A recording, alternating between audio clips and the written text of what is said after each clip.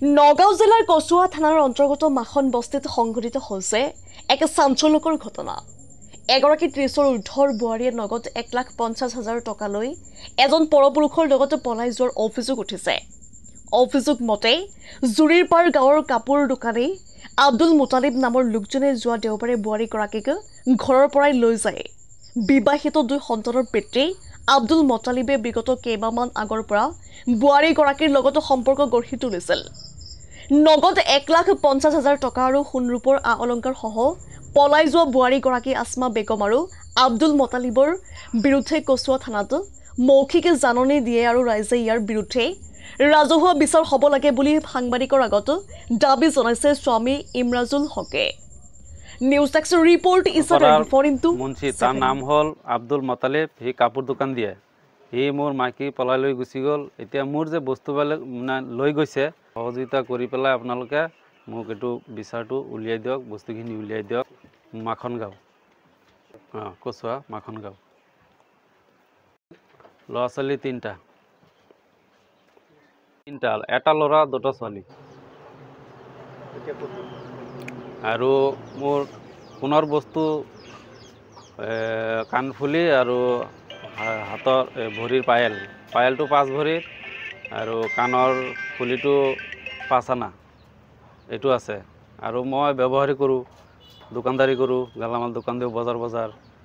মোৰ টকা আছিলে ঘৰত। মই এক লগত মাল বেচি পেলাই এক লগত পিছত গৈ মাল আনো।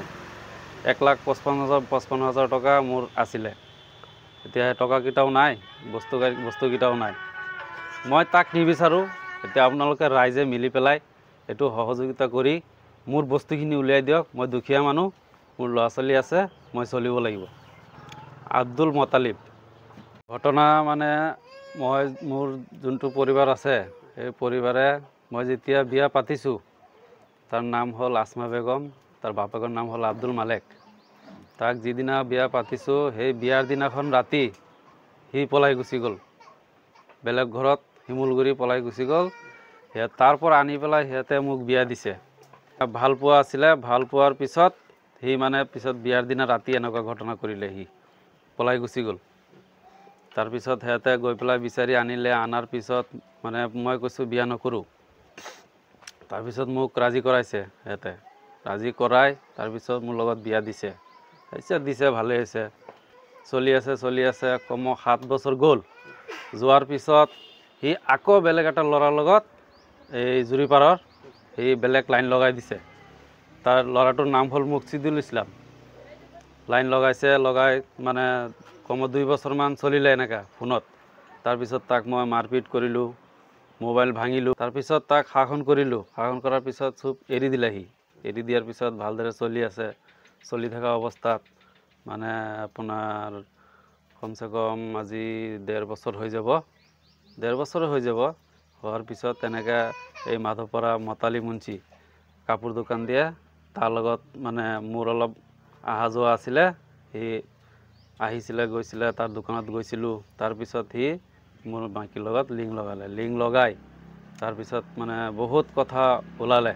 মাধৱপাৰাৰ পৰা ওলালে কথা যে সি মোৰ মাইকীৰ লগত গুচি গ'ল, মোৰ মাইকী তাৰ লগত পলাই গুচি গ'ল। এনেকৈ বহুত কথা উঠিলে।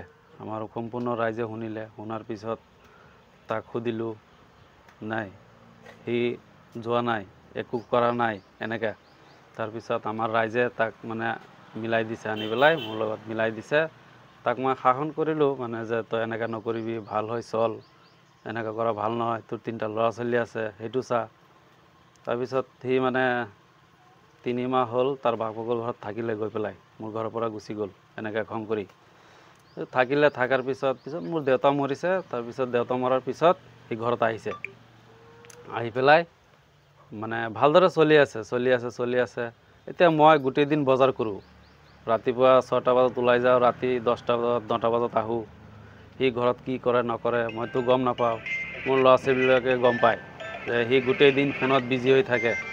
মোৰ ল'ৰা ছোৱালীবিলাক কয় যে সি গোটেই দিন এনেকুৱা ফোনত বিজি হৈ থাকে।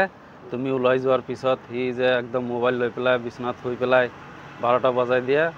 পিছত উঠি পেলাই গা ধুৱে, ভাত খাই পেলাই আকৌ আবেলি এনেকুৱা কৰি ফোন কৰি থাকে। পিছত তুমি অহাৰ লগে লগে আহাৰ টাইম হৈ যায় সি মোবাইলটো মানে লুকাই দিয়ে। মোবাইল ক'ত লুকাই মই বিচাৰি নাপাওঁ। এনেকৈ কৰি কৰি তাৰপিছত এইটো ঘটনা হ'ল আজি শনিবাৰৰ দিনা, যোৱা শনিবাৰে তাৰ মাকৰ ঘৰত গৈছে। গৈ পেলাই মোক কৈছে মই বজাৰত গৈছোঁ, আমৰেং বজাৰত গৈছোঁ, মোক ফোন মাৰিছে যে মই মাকৰ ঘৰত গৈ আছোঁ। বোলো ঠিক আছে, তই মাকৰ ঘৰত যাবি যা, কেতিয়া আহিবি? সোমবাৰে আহি যাম। সোমবাৰে আহি যাম বুলি কৈছে। কোৱাৰ পিছত সি শনিবাৰে গৈ শনিবাৰে ৰাতি মই ফোন মাৰিলোঁ, কথা পাতিছে। দেওবাৰে ৰাতিপুৱা 7টা বজাত ফোন মাৰিলোঁ, কথা পাতিছে। তাৰপিছত 9টামান বজাত ফোন মাৰিছোঁ, ৰিচিভ নকৰে। মই 5-6 বাৰ মাৰিছোঁ, ৰিচিভ নকৰে। তাৰপিছত সিহঁতৰ ঘৰত এটা মোবাইল আছে, তাৰ ভনীটো, সৰু ভনী, সেইটো তাত মাৰিছোঁ। মাৰি পেলাই ৰিচিভ কৰিছে। বোলো তোৰ বাইতা ক'ত? বাইতা এতিয়া টোপনি মাৰি আছে। বোলো 10:30 বাজি গ'ল, এতিয়া টোপনি মাৰি আছে মানুহটো, কি হ'ল? তাৰপিছত মই বাইক লৈ গ'লোঁ ঘৰত। যোৱাৰ পিছত গৈ দেখোঁ নাই, ঘৰত নাই। ক'ত গৈছে? সি মোক কৈছে